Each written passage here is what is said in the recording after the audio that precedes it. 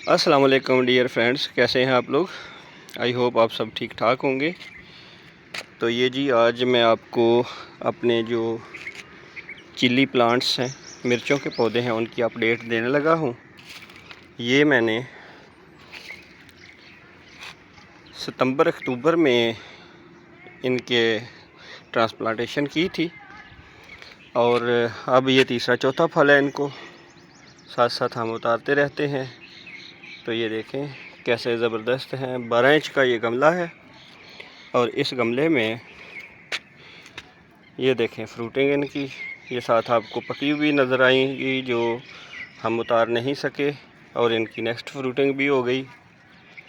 तो चारों तरफ इसके पौधे के माशाल्लाह ये अल्लाह ताला के फजल करम से बेहतरीन इसकी फ्रूटिंग हो रही है। और टेस्ट जो है वो भी काफ़ी तीखा है, यानी कि ये मिर्च जो है ये तेज़ है। और भी इसके साथ साथ मैं आपको दिखाता हूँ, लेकिन आप फ्रूटिंग चेक करें ज़रा।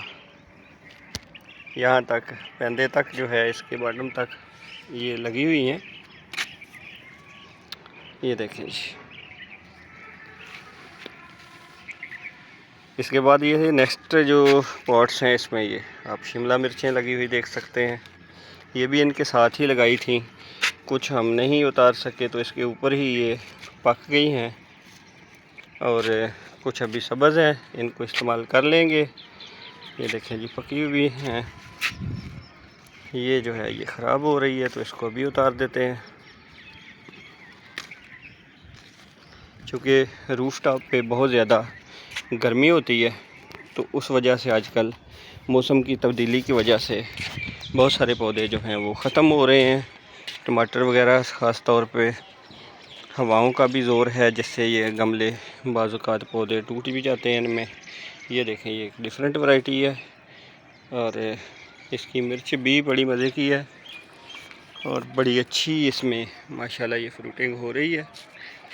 और ये नीचे भी इन्हीं के हैं, इनके साथ भी मिर्चें लगी हुई हैं बहुत ज़्यादा। ये देखें। इसके बाद अगर हम देखें तो ये वाली मैंने अभी ट्रांसप्लांट की हैं कुछ दिन पहले, तो ये जब बड़ी होंगी इसकी भी अपडेट देंगे। ये इससे एक डिफरेंट वैरायटी है। ये देखें ये लंबे वाली मिर्चें हैं जी, और अल्हम्दुलिल्लाह अच्छी इनकी ग्रोथ हो रही है। ये आप सोच रहे होंगे मैं इनको हिला क्यों रहा हूँ। मैंने इनको अभी गोडी दी है, तो इसमें से एयर पॉकेट्स जो हैं उनको ख़त्म करने के लिए, जो वाटर चैनल्स बन जाती हैं उनको ख़त्म करने के लिए इनको ऐसे टैप करना चाहिए।